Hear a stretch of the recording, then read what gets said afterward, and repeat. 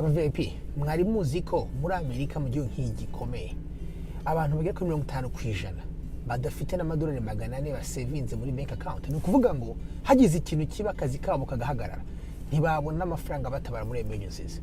Mu gihugu cyambere gize kwisi kubera iki? Kubera ko it's not about amafaranga ukorera ahubwo nuko amafaranga ya managing ukayabika. Uyu munsi turazaganira ukuntu wamanajinga amafaranga yawe nubwo yaba ari make ukagera ku bintu bikomeye.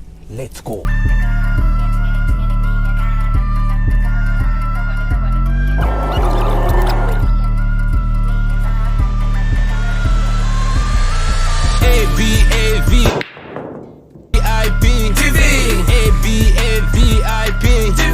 Turn your dreams to reality. Think different, leave a legacy. Yes you can, yes you can, yes you can, yes you can. If you see it, you can have it in your pocket. ABAVIP TV, ABAVIP TV. Coach Gael. Hello Abavip abakunzi Abavip TV muraho murakomese mumeze neza mwagize icyumweru cyiza. Uyu munsi rero ndaza kubazanira ikiganiro kuri money management. Ni ukuvuga ukuntu se tujera cyangwa se tumanajinga amafaranga yacu. Ubundi abantu benshi ntago bibaza ko iki kintu ari ikintu kiri ngombwa cyane. Kora ko abantu benshi babibaza ati giyewe nyigisho ukuntu nakora amafaranga menshi. Abantu bazi ko gutunga cyangwa se gutera imbere gukora amafaranga menshi. Ariko ibanga abantu benshi bateye imbere cyangwa se abantu b'abakire bazi nukuntu bamanajinga ayo bafite ko muri amafaranga ntabwo gusa ari kuyakorera ahubwo ngo nukuyakorera kuyabika ndetse no kuyakuba. So making it hanyuma ukamara kwa making ukaya keeping and then after keeping it you multiply it. So ibyo nibyo tuza kuvugana rero muri uyu munsi. Nuvuga ngo abantu rero mukunda ibiganiro nk'ibyo kwiteza imbere business ndetse na entrepreneurship tubigisha ubwenge bwa buri munsi. Iyi ni channel yanyu VP TV, subscribe hanyuma unashare kino kiganiro. Tugiye gutangira iganiro cy'uyu munsi. Urumva rero abantu benshi nkuko nababwiraga baribeshya cyane akavuga ati jenze tangira kumanajinga amafaranga ari uko maze kugira menshi ati sha hano yo ndagira ngo hanyuma ngo nyabike gute nyamanajinga gute. Ariko rero iyo mwari muze yuko ngo ubaye umwizerwa muri bikeya ngo bone umwizerwa muri byinshi ugomba gutangira kwiga kumanajinga ubu ngubu kugira ngo ndetse n'ugiye na menshi uzabashe kuyamanajinga. Kandi niyo ufite make ukayamanajinga neza buriya ngo banganya amafaranga ngo amafaranga kurura yandi. So reka mbanze mbabwire kuko butatu bw'abantu babaho abantu bose kuri isi bisangamo ngo mu bijyanye no gutunga amafaranga ndetse no kuyabika ngo hari ubwoko butatu bw'abantu. Ngo ubwoko bwa mbere ni ubw'abantu bitwa aba spenders cyangwa se abantu spending amafaranga araza akagera mu ntoki akagenda. Abo bantu bakunda ko enjoying ubuzima, they enjoy life mu buzima naturellement baba bari wild guspending bumva bashaka gusohora amafaranga. Ubwo ni ubwoko bwa mbere bw'abantu. Ubwo ni ubwoko bwa kabiri bw'abantu ni abantu nabo bari wild kubika akantu kose abonye bayumva yabika agahisha kure.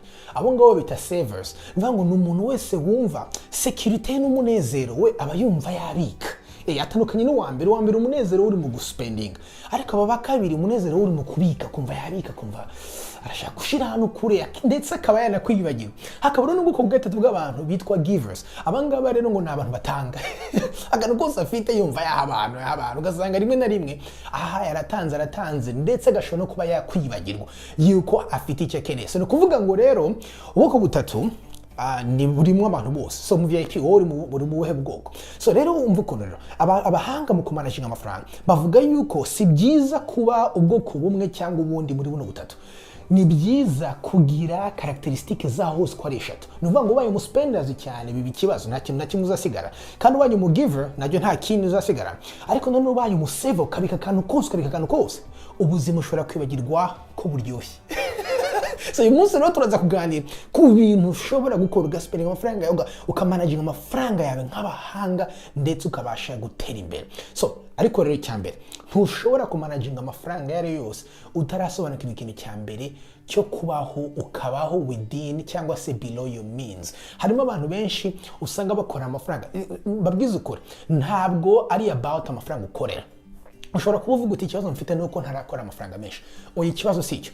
Ikibazo ahubwo amacyo ufite amacyo ubona ni gute uyabika. Niyo ikintu cyambere ugomba kumenya nuko ubasha kubaho bijyanye n'amafaranga winjiza. Niba winjiza amafaranga atari menshi wikwishira hejuru ngo wimanike aho nawe utari ba below your means. So rero systeme uyu munsi nshaka kubigisha ni systeme nakuye mu gitabo cyitwa The Richest Man in Babylon.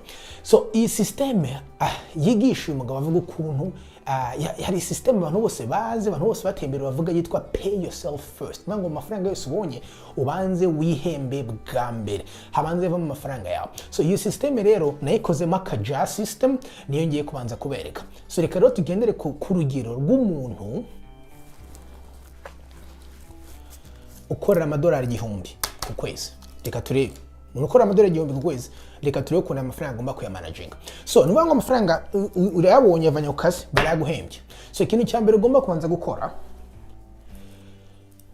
jar system ya mbere, jar ya mbere cyangwa se bucket ya mbere niyo twita necessities. Iyi ngiyi ni ya yindi ijyamo iki, ni ya yindi ibirimwo ibintu nka inzu, ibiryo, ibintu byose bya buri munsi ukeneye kugira ngo ubeho. Necessities. Ibi ni ibintu ukeneye. Apana ibintu ushaka, ibintu ukeneye. Ni ukuvuga ngo ibiryo, minerivare z'abana, amatara, umuriro, ibintu byo mu rugo, amazi. Ni ukuvuga ngo ahangaha hagomba kujyamo 60% cyangwa se 60% y'amafaranga ukoreye. So 1, 2, 3, 4, 5, 6. So ni ukuvuga ngo amadolari 600 muri uru rugero y'umuntu wakoreye 1000 ku kwezi agiye hano. Ni ukuvuga ngo iyi ngiyi ni ya yindi ivamo ibintu byose dukeneye buri kwezi. So no warangiza ugakora iki? Ugakurikizaho ija yitwa investing. So ni ukuvuga ngo rero iyi bucket iyi ni ya yindi ushiramo amafaranga. Tuvuge niba witwa Gael, yitwa Gael. Ni ukuvuga ngo uyu nguyu ni Gael wa future. Uyu ni Gael wa future. Ni ukuvuga ngo uyu nguyu ndondabikira Gael wa future n'urubyaro rwe n'umuryango we. So ahangaha ni investing. Ahangaha ikintu ugomba gushiramo 20%. So ni ukuvuga ngo 200 akajyamo hano. Yagiye hano. Hanyuma rero tugakurikizaho iyindi bucket ya saving. So ni ukuvuga ngo iyi ngiyi ni saving ariko nyita na emergency fund. Emergency fund ni ukuvuga ngo ushira amafaranga ashobora kuzagutabara mu gihe kiri imbere. Ni ukuvuga ngo ejo bundi ashobora kuba ikintu gikomeye ugasanga ukeneye amafaranga ukeneye vuba, ntabwo uzajya kuyakura muri investment, ahubwo uzayakura muri savings cyangwa se muri emergency fund. Muri emergency fund rero ushiramo 10%. So ni ukuvuga ngo muri iyi case turashiramo 100. So ni ukuvuga ngo amadolari 100 agiye muri bucket. Hanyuma rero tukarangiriza kuri bucket yanyu abantu benshi nzi bakunda cyane. Iyi rero ni bucket ya entertainment na fun. Abantu benshi mushobora kumvuga muti aka kantu ko ari gato.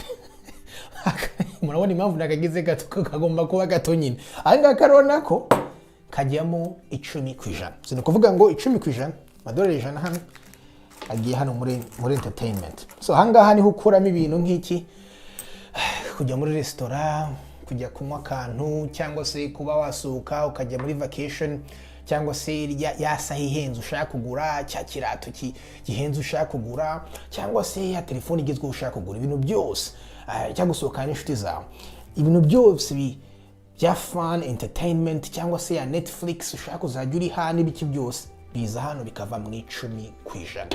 So ni kuvuga ngo rero muri iyi principe nuko bigomba gukurikirana. So ni kuvuga amafaranga ya mbere yose ubonye banza ukuremo 20% yashire muri investing mbere yo kutangira no kuri necessities.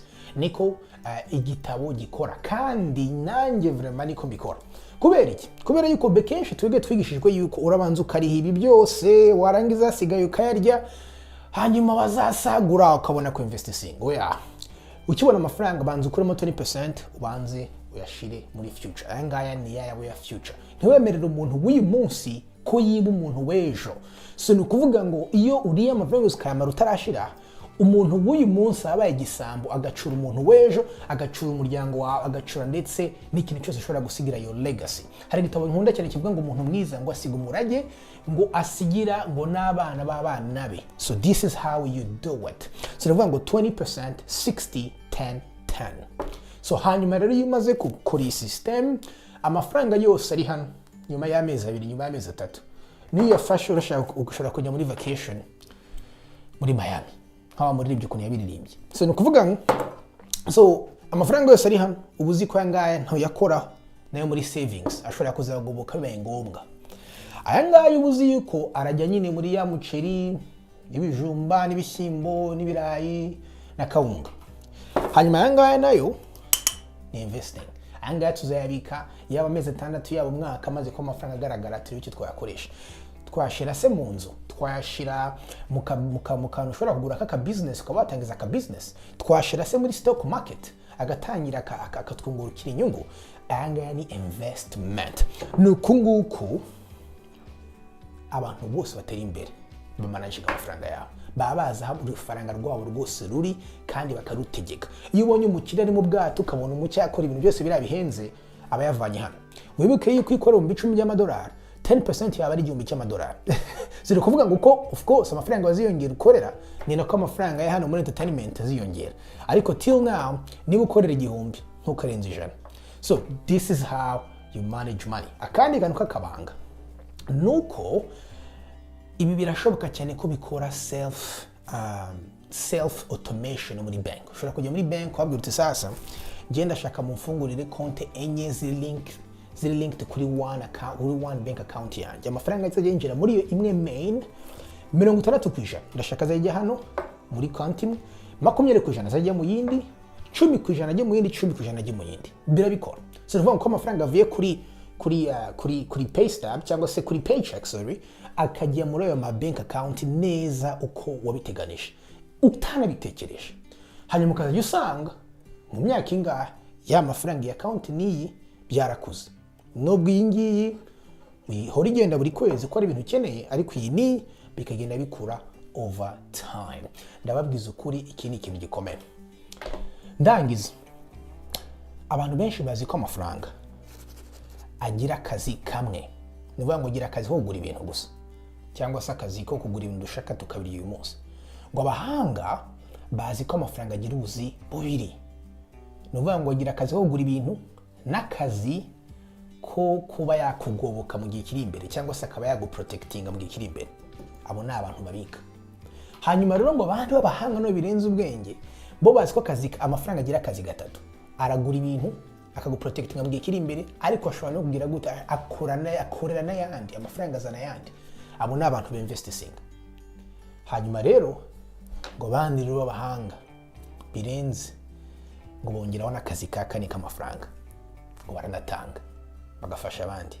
So iki ngicyo rero nicyo ugomba kumenya ni kandi gusigiye. None abavip mwe mushobora kumbwira ati gahero ndura bivuga kubera yuko uri muri Amerika cyangwa se abandi bari hanze bashobora kwabasha kubona ukuntu bakora amafaranga menshi hanyuma bigashoboka ko babika ayo mafaranga yose.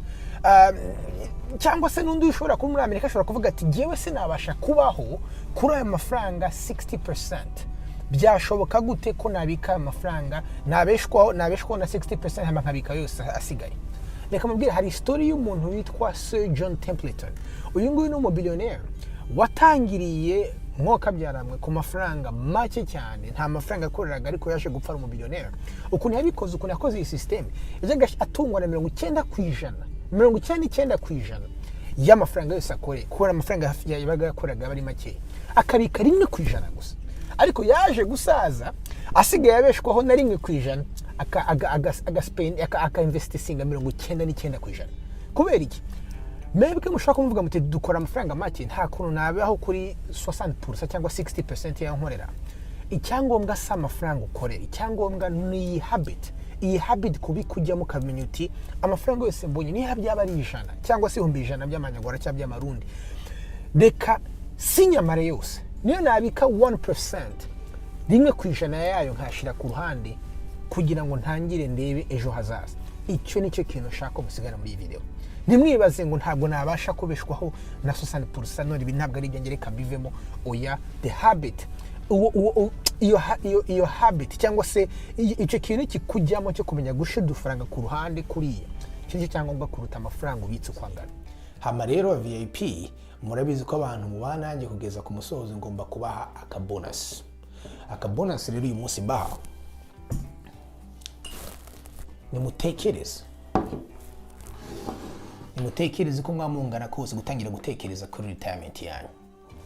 Ni gute uzasaza? Iki ni ikintu abantu benshi cyane cyane abantu b'Abanyafrika badatekereza, kubera ko tuzi yuko turuhira abana hama nabo tukumva yuko tumara gusaza niho bazadutunga. Ariko cyane cyane abantu hano muri Amerika biri very possible guhera uyu munsi ugapanga your retirement plan. Mu mavideo azakurikira tuzabigisha ukuntu ushobora gukoresha stock market ugafunguza retirement account. Hari class tugiye gukora izasohoka izabibigisha neza byose, ariko niki cyo gutangira gutekereza mugatangira gukora ngubu, kuko 100 buri kwezi ushira ku ruhande cyangwa 100 buri kwezi mu myaka 20-30 ayo mafaranga ashobora kubamo $1,000,000 y'amadolari winvestishije neza. Ibi ni ibintu tuzabereka. So VIP, stay blessed, mugire umunsi mwiza, hanyuma share and like this video. Bye bye. Ndabakunda cyane.